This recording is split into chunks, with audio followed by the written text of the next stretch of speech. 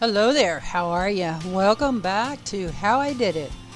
Well, it's been a busy week out at the off-grid barn, and most of my time has been digging this ditch, trying to set this culvert in between rainstorms, and trying to clean up kind of the discombobulated mess that I have inside of the off-grid barn. Anyway, 3 loads of dirt later, and now I am out here. I am going to finish getting this culvert buried, or at least set in place to where I have the access on the northwest corner of the property. This again was done over a 2.5 day period in between rainstorms, and it's the weirdest weather in Florida right now. Typically we get a 3 o'clock, well, between 1 and 3 o'clock afternoon thunderstorm with lightning.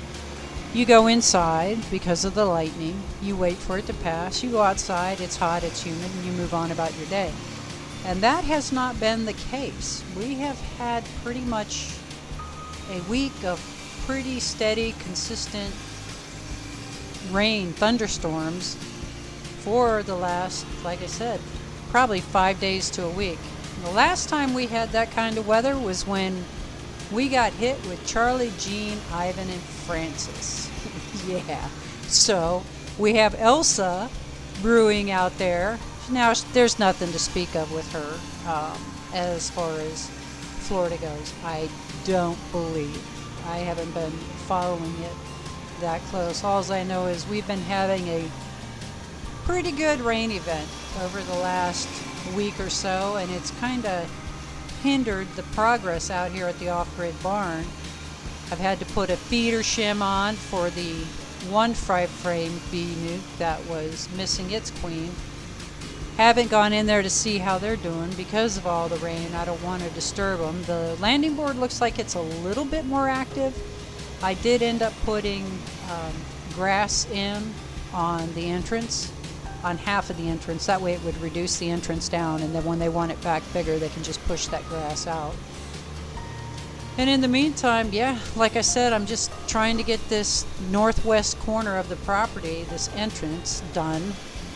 That way I can just kind of check it off the list. You know, having the green culvert pipes sitting there, having to move them around in order to mow the pastures and whatnot. It's just nice if I can get them set and actually use this gated entrance. Plus, this entrance is the one that most of my neighbors use when they come over to visit, so it would be kind of nice to have it set up for them. Now, I don't know if you noticed how deep that was when I first started, but probably a good 3.5 feet below the crown in the road. And if you'll notice here, it's still neat. It probably could have used a whole nother dump truck worth of dirt, to be quite honest. And unfortunately, what I ended up doing was I had him dump 2 loads down at the gun range, which is the opposite side of the property, and then 1 load here. So what I ended up having to do was go down to the gun range, grab loads of dirt, and bring them over here, spread it, kind of drag it out, see if I liked it, see if I needed another load. Long story short, it ended up being about another 24 full buckets. And it's still not as full as it should be. Now, funny here, I didn't realize I had knocked that over until I went to get video footage of me here at the opposite end of the property grabbing a load of dirt so y'all could see where I was getting the extra dirt at to put over there. And I was like, oh crap, when the heck did I tip this thing over? Anyway, so brought it down here, got it set up, and then proceeded to just start grabbing loads of dirt and take them down there, dump it, spread it. If I didn't like it, I'd go back and grab another load, and so on and so forth. Basically, wash, rinse, and repeat. overall I was pretty happy, and it was some pretty good experience learning how to get this drag on the bucket to where I didn't drag the dirt off of the top of the culvert, how I left enough dirt to keep that covered. That way when I do decide whatever my top coat's going to be. The other thing is there's a little